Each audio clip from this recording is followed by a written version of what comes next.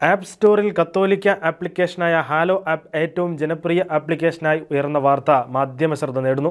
ഫെബ്രുവരി 14 വിഭൂതി ബുധനാഴ്ച ആരംഭിച്ച് ഈസ്റ്റർ ഞായറാഴ്ച വരെ നീണ്ടു നിൽക്കുന്ന നോമ്പുകാല ഒരുക്കത്തിന് ലോകമെങ്ങുമുള്ള കത്തോലിക്കർക്കായി പ്രത്യേകം രൂപകൽപ്പന ചെയ്തിട്ടുള്ളതാണ് ഹാലോ ആപ്പ്.